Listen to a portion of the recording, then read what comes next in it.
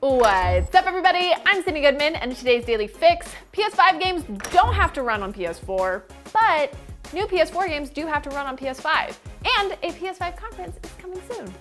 Roll the thing!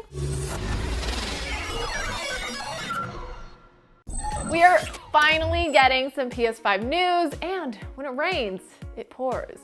With cutting-edge 3D surround sound, audio. PlayStation boss man, aka CEO Jim Ryan, says he's not interested in getting PS5 games to run on PS4 hardware. Talking to Games Industry, Ryan stated that developers working on next-generation games should, quote, make the most of the new console's advanced features. He went on, quote, we believe that when you go to all the trouble of creating a next-gen console, that it should include features and benefits that the previous generation does not include. And that, in our view, people should make games that can make the most of those features. Hey, I just said features a lot. Let's go on more. PS5 features a variety of new tech designed specifically for the console, like a controller with haptic feedback to simulate surfaces, and an SSD that allows for game data to be allocated more efficiently than on traditional mechanical hard drives. Basically, these aspects can't easily be translated to PS4 hardware because the older console has different parts. Ryan would much rather developers take full advantage of this new tech instead of worrying about cross-generation support. Decidedly different than Xbox's strategy.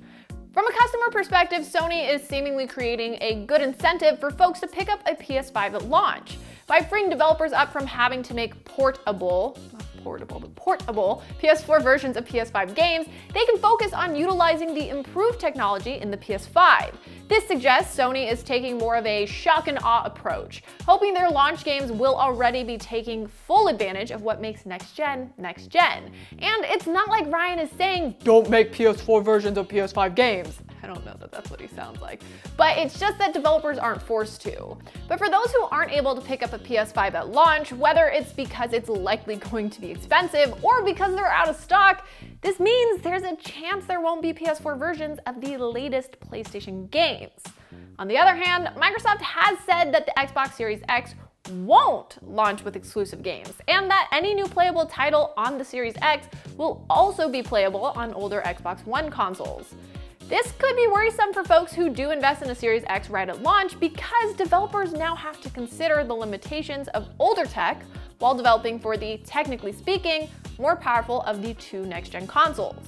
With all that said, I do think it's really exciting to see the dawn of a new console generation, and I'm definitely stoked to see what games look and feel like when we get where we're going, which is coming up soon. What are your thoughts on this? It's obviously a very nuanced issue, and there's a lot of elements that I'm sure are going into these decisions, but I am curious what you're thinking. So let us know in the comments below. Speaking of PS5, Sony has reportedly told developers that PS4 games submitted for certification from July 13th onwards must be forward compatible with PS5. In a report from Eurogamer, developer documentation on Sony's internal partner website now includes a step that must be checked, confirming that the game has been tested for compatibility with the PS5. That compatibility apparently means that the PS4 games code must run without issues on a PS5, and the game must include all the same features. It is important to note that there's a difference between submission and release. Games are submitted for certification way before release, so some games arriving after the July 13th cutoff date could still be non-compatible with PS5. But Eurogamer does report that they believe The Last of Us Part 2 and Ghost of Tsushima will be supported on PS5 despite not being part of that certification cutoff point. And to complete the hat trick, more PS5 news. Sony has announced that a PS5 conference will be broadcast on Thursday, June 4th at 1 p.m. Pacific. Yes, June the 4th be with you. According to the PlayStation blog, the show will last around an hour and be the first in a series of updates.